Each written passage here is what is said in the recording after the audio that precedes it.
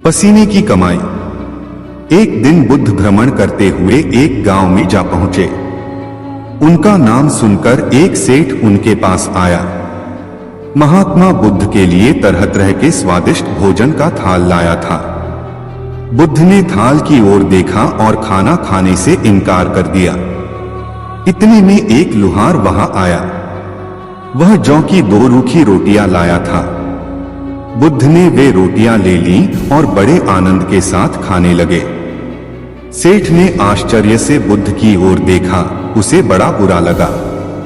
कहां वह, कहां लुहार, कहां उसका लाया भोजन और कहां लुहार की 2 मोटी मोटी रोटियां।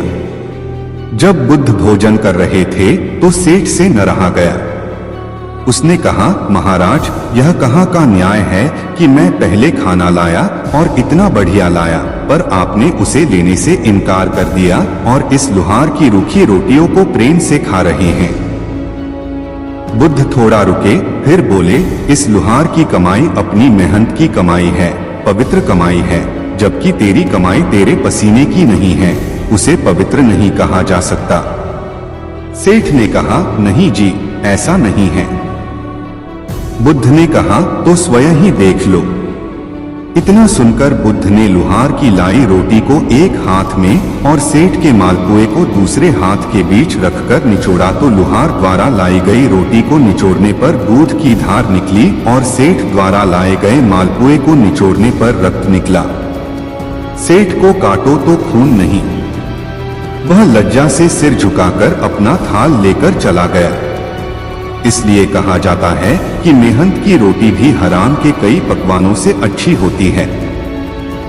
एक एक पल एक एक युग के समान हो गया। वह चाहता था कि कैसे भी शाम हो जाए। शाम हुई और रात भी हो गई, लेकिन उसकी इच्छा पूरी नहीं हुई। मोहरें मिलना तो दूर, हाथ में आई मोहर भी चली गई। वह सिर धुनने लगा। तभी आकाशवाणी हुई, सेठ याद रख, त्याग फलता है, लोभ छलता है। कथा सुनकर शिष्य त्याग और लोभ का मर्म जान गए। मेहनती किसान। बहुत समय पहले की बात है। रामपुरी नगरी में एक गरीब किसान रमेश और अपनी पत्नी सुनीता के साथ रहता था। उसकी फसल पूरे गांव में सबसे अच्छी होती थी। वह फसल उगाने के साथ साथ सब्जियां भी बेचा करता था। दिन भर खेत में काम करता और शाम को सब्जियां बेचता। एक दिन वह सुबह सुबह उठता है और अपने पत्नी से कहता है, सुनीता, मैं खेत में काम करने जा रहा हूं, तुम मेरे लिए खाना लाना। उसकी पत्नी कहती है, ठीक है। वह अपने खेत में काम करने के लिए चला जाता है। खेत में काम कर ही रहा था। तभी उसे 2 आदमी अपनी मेड़ पर आते हुए दिखाई देते हैं। वह उस गांव के जमींदार थे। रमेश के पास आकर जमींदार जी बोलते हैं, मैंने सुना है कि तुम पूरे गांव में सबसे अच्छी फसल उगाते हो, क्या तुम अपनी फसल मुझे बेचोगे? मैं तुम्हारी फसल को अच्छे दामों पर लूंगा। किसान रमेश बोलता है, क्यों नहीं मालिक, यह तो मेरी खुशी की बात है जो मैं अपना अनाज आपको अच्छे दाम पर बेचूं। जमींदार जी बोलते हैं, ठीक है, फसल पक जाने पर हमारे कुछ आदमी आकर तुम्हारे फसल को काटकर तुम्हारे घर पहुंचा देंगे। रमेश कहता है, ठीक है मालिक। कुछ देर बीते ही थे कि उसकी पत्नी रमेश के पास खाना लेकर आती हैं। रमेश खुशी से बोलता है, अभी थोड़ी देर पहले जमींदार साहब आए थे, उनको हमारी फसल चाहिए, वह हमें अपनी फसल की अच्छी कीमत देंगे। यह सुनकर सुनीता बहुत खुश होती हैं। दोनों साथ काम कर घर चले जाते हैं। रमेश अपने खेत में कड़ी मेहनत कर अच्छी फसल उगाता है। उसकी फसल सोने जैसे चमक रही थी। यह देखकर वह बहुत खुश होता है, क्योंकि इस बार उसे फसल की अच्छे दाम मिलेंगे। फसल पककर तैयार हो जाती है। रमेश हंसिया लेकर अपने खेत में जा पहुंचता है फसल काटने के लिए। तभी वहां कुछ जमींदार के आदमी आते हैं। वह भी फसल कटाई करने में उसकी मदद करते हैं। कुछ समय बाद फसल की कटाई कर अनाज निकल जाता है और अनाज की बोरी बनाकर रमेश के घर पहुंचा दिया जाता है। जमींदार के आदमी रमेश से कहता है, मालिक के आदमी आएंगे कल, वो तुम्हारी अनाज को ले जाएंगे।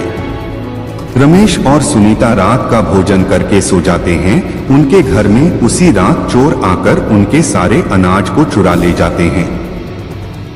जब सुबह उन दोनों को चोरी का पता लगता है, वह दोनों बहुत उदास हो जाते हैं। वह यह सोचता है कि जब जमींदार का आदमी आएगा तो मैं उसे क्या जवाब दूंगा। थोड़ी देर बाद जमींदार का आदमी आता है और रमेश से कहता है, लाओ रमेश अपना फसल दो।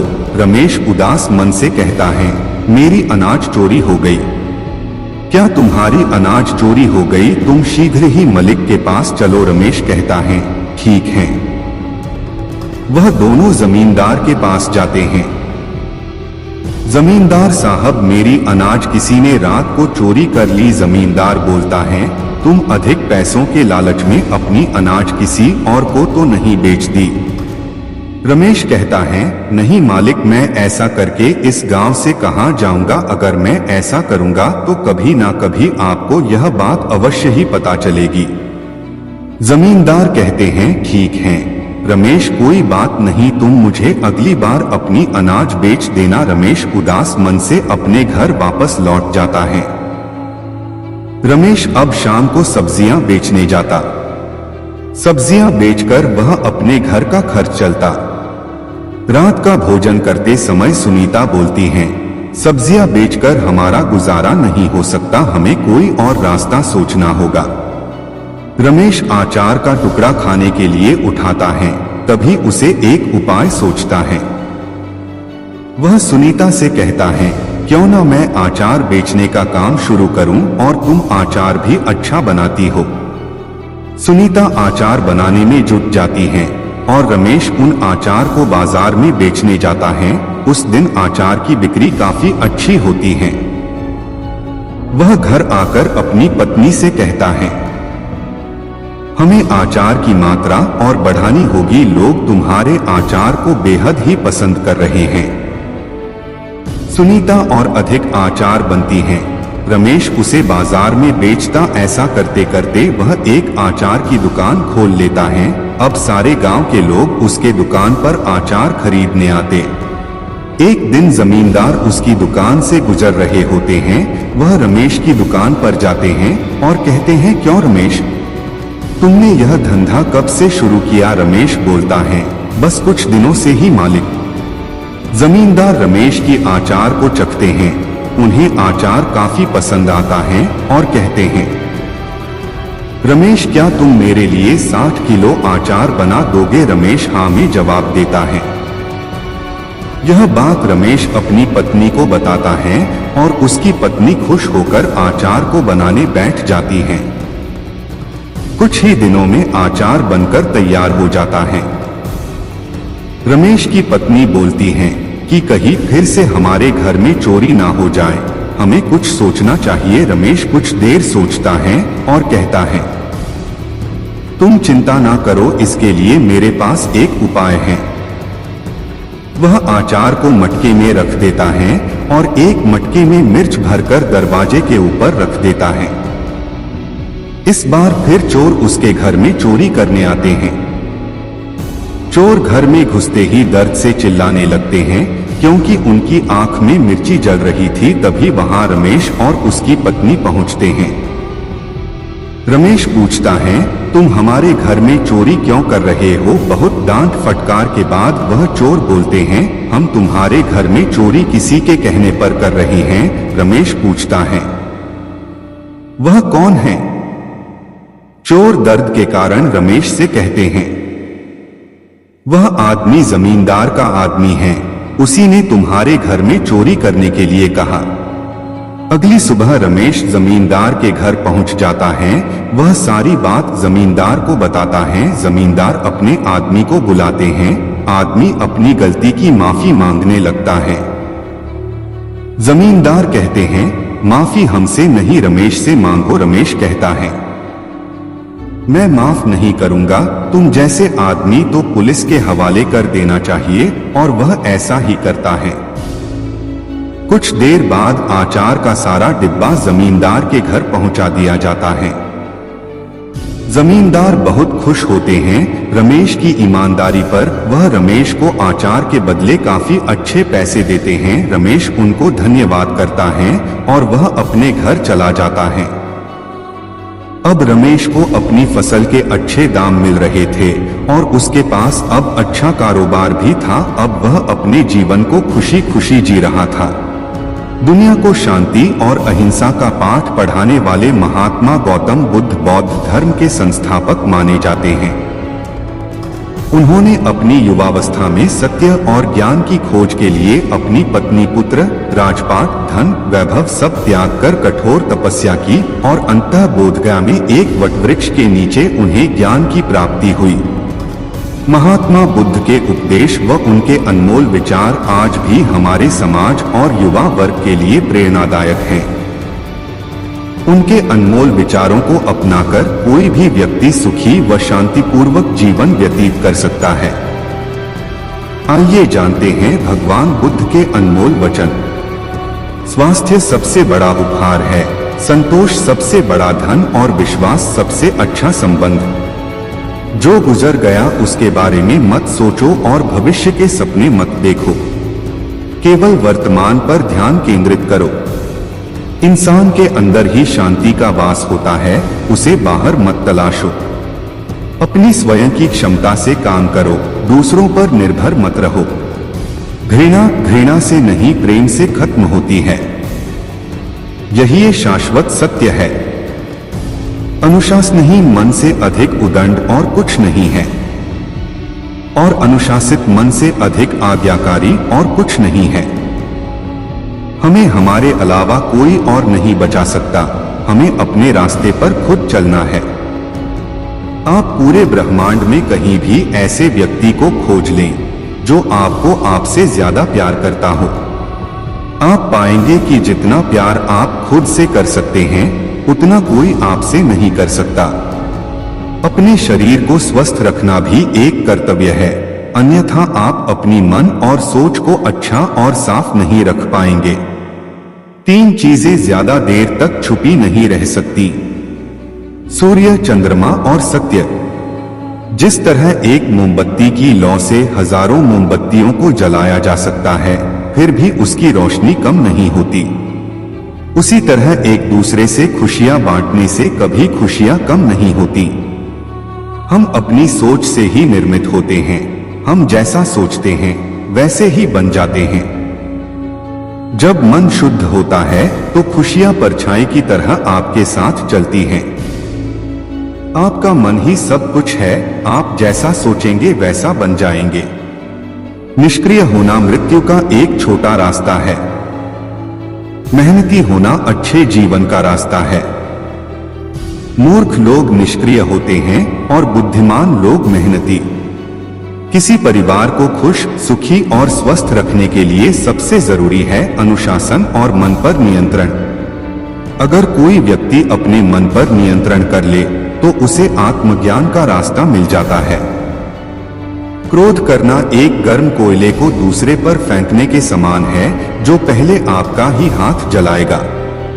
तुम्हें अपने क्रोध के लिए नहीं मगर क्रोध की वजह से दंड भुगतना पड़ेगा।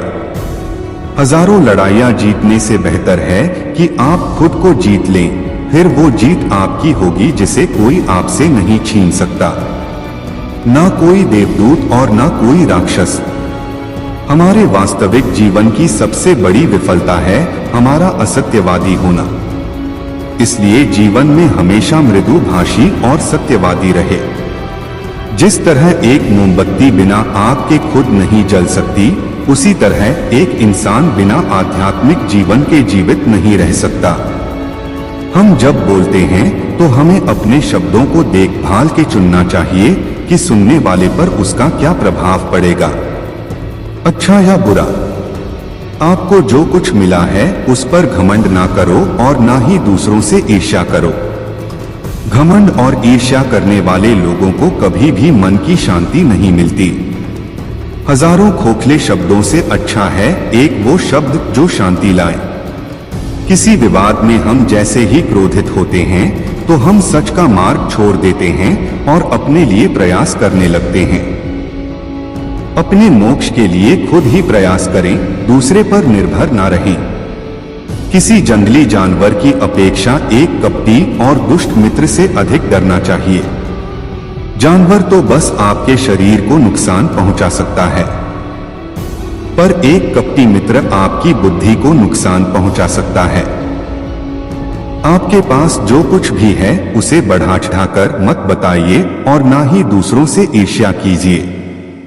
जो दूसरों से ईर्ष्या करता है उसे मन की शांति नहीं मिलती। वह जो 50 लोगों से प्रेम करता है उसे 50 संकट हैं। वह जो किसी से प्रेम नहीं करता उसके एक भी संकट नहीं है। मैं कभी नहीं देखता कि क्या किया जा चुका है, मैं हमेशा देखता हूं कि क्या किया जाना बाकी है। बिना सेहत के जीवन नहीं है, बस पीड़ा की एक स्थिति है, मौत की छवि है।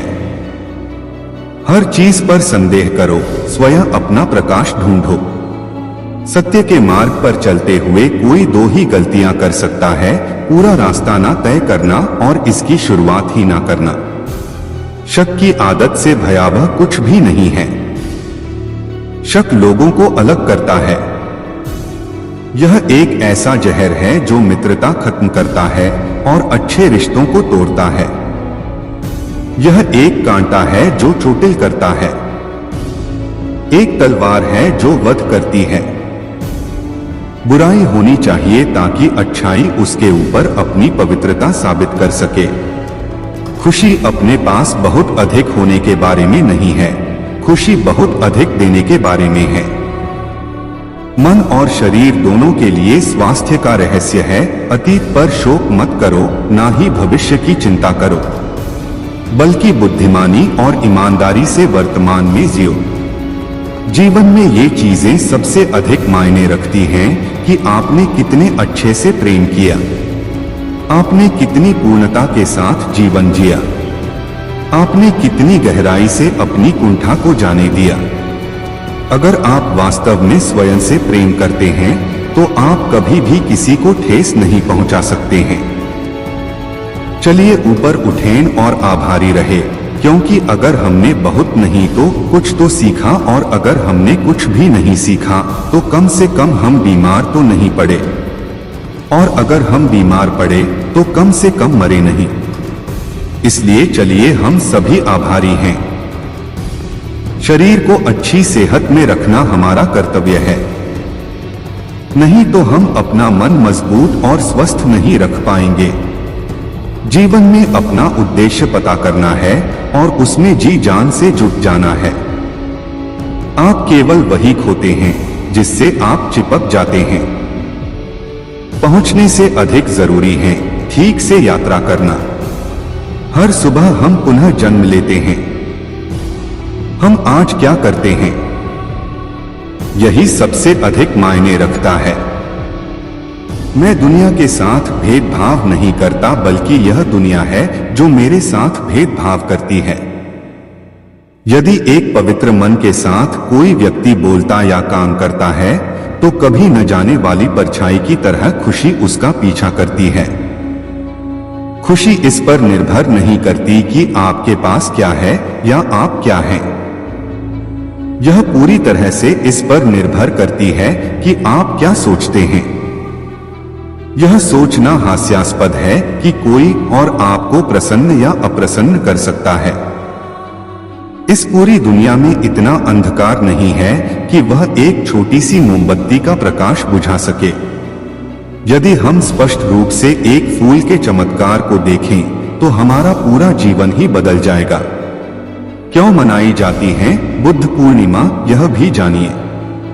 आकाश में पूर्व और पश्चिम का कोई भेद नहीं है। लोग अपने विचारों से भेद पैदा करते हैं और फिर उनके सही होने पर यकीन कर लेते हैं।